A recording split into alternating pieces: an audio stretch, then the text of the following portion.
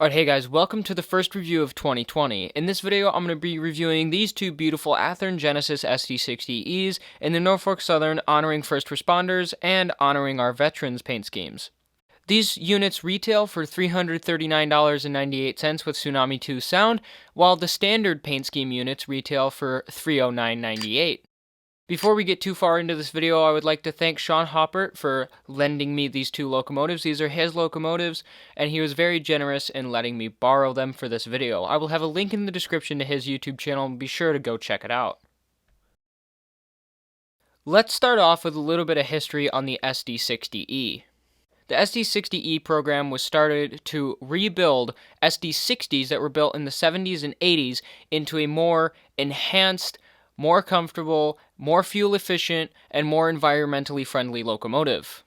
The SD60E is the same car body as an SD60, just with 6 key enhancements that put the E on the SD60E. The first being electronic fuel injection, the second being dual circuit engine cooling, which lowers the engine water temperature by 40 to 50 degrees, which improves fuel economy and reduces emissions. Automatic engine start-stop, which is controlled by a microprocessor system that reduces unnecessary engine idling. A larger cab, which makes it easier for the crew members to move around the locomotive and see around the locomotive. And LEADER, the Locomotive Engineer Assist Display Event Recorder Train Handling System, or LEADER, has been installed on all of the Norfolk Southern long-haul locomotives, and it is a GPS-based system that calculates and displays in real time the optimum train speed, achieving maximum fuel efficiency. And the last being positive train control, which I'm pretty sure that you all have heard about. PTC is an advanced technology that is designed to automatically stop or slow a train to prevent accidents. So now let's talk about the model. SD60E number 911 was announced in July of 2017, and 6920, the Honoring Our Veterans unit, was announced in May 2018. One nice upgrade that these do have is the Tsunami 2 decoder, which is the brand new version of the Tsunami line of decoders, and they all have LED lights, which is a massive upgrade from the old incandescents that Athearn used to use. Let's start off with a quick unboxing. The box on this locomotive is all done up to match the paint on the locomotive, which is a very cool thing that Athearn does. In the box itself, there is all of your manuals. You have the warranty card, the Athearn news flyer, an exploded parts diagram, and the Tsunami 2 sound guide, with a bunch of CVs in it and all of the function lists. Underneath this piece of foam is the block of ice that the locomotive is housed in.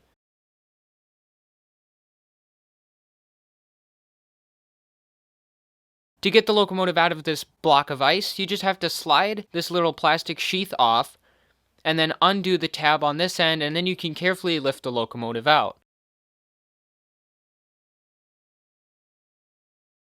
Athearn has included their handrail protectors in this box, which is a very nice thing to have, so that you prevent having your handrails crushed in shipping. So let's get into the detail on these locomotives. On the front of the locomotive, you can see the air hoses, which look very nice with the silver tips, and the MU hoses on both sides of the plow. You can also see the MU hose, which is painted orange, and that is prototypically accurate. Here are the two deck-mounted ditch lights, which have a tiny sticker on the bottom of them that makes them look a little bit more realistic, and they are lit with LED lights, and they do flash when the horn is sounded. Here is the center-placed door, which is a little bit interesting considering all other locomotives have one off to one side of the locomotive. You can also see that tiny badge down at the bottom, which looks very good. Up at the cab window, you have the two windows, which have little gaskets around them that are painted on, and you also have etched metal windshield wipers, which are a very nice touch and make the locomotive look a little bit more realistic. On the nose of the locomotive, you can see there are grab irons on the top and two sand filler hatches. Here you can also see a little bit better the grab irons that run up the side of the locomotive. Up on top of the cab, you can see the PTC antenna array, which we talked a little bit about earlier with PTC integration.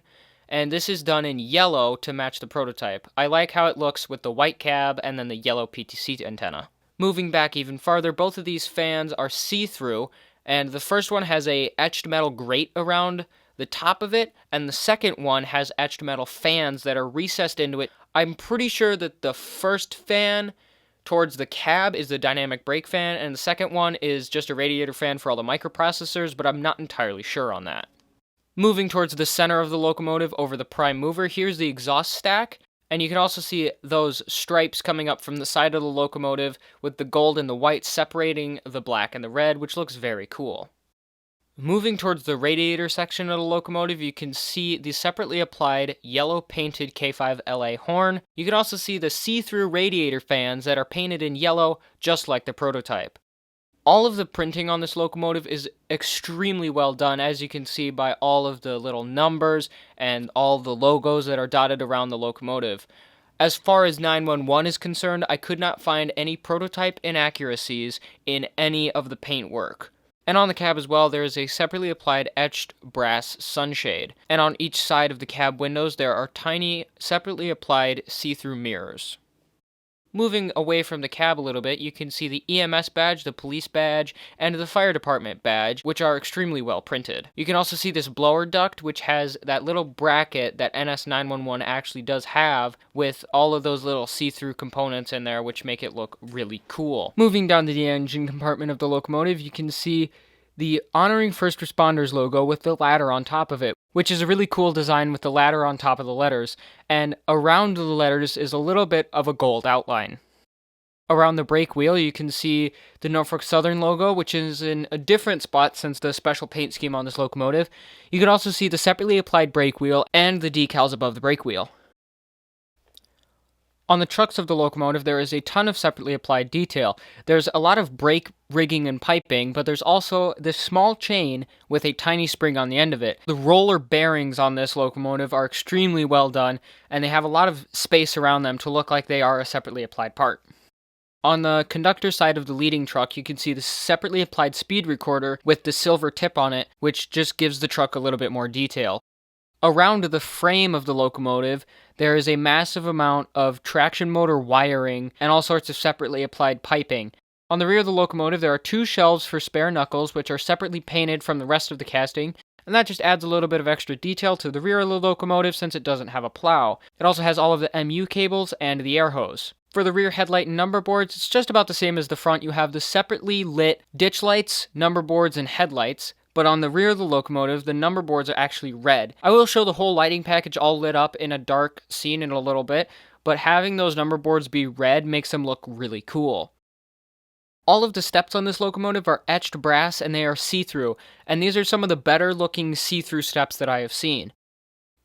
All of the walkways on this locomotive have tread on them, which looks very good, although on the front and rear sections of it there is a significant gap from where the handrails and ditch lights are to where the cab is. And the tread is actually different. That might be hard to see, but that gap is pretty significant. And here you can see that gap on the rear, and there is a blob of glue next to the handrail, but other than that, I didn't see any excess glue. For the Honoring Our Veterans number 6920, all the details are the same, but the paint scheme is obviously different. The paint scheme is extremely well done, and the only inconsistency that I could find with the paint was the blue. The blue is much darker than it should be. It should be a couple shades brighter than it is. As you can see from this prototype picture, it should be a lot lighter. Here I have the locomotives lit up in the dark. You can see those number boards, the headlight, and then the ditch lights. If you look on the bottom of the locomotive, you can also see a little ground light, which is always lit. Also, you can see the back of 911 with those red number boards and how interesting that does make the locomotive look. Now that we're done with the details, let's check out the sound on this locomotive. This locomotive is equipped with the latest generation decoder from Soundtrax, the Tsunami 2 decoder.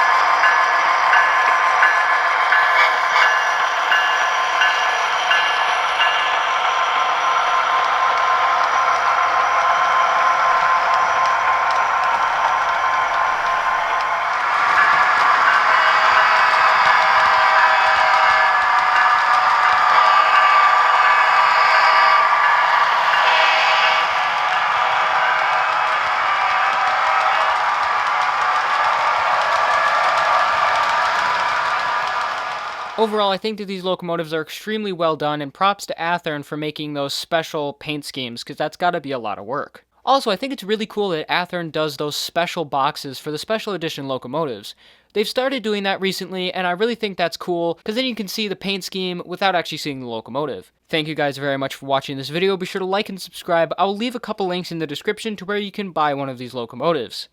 I would also like to thank Shawn Hoppert again for lending me these locomotives, and be sure to go check his channel out in the description.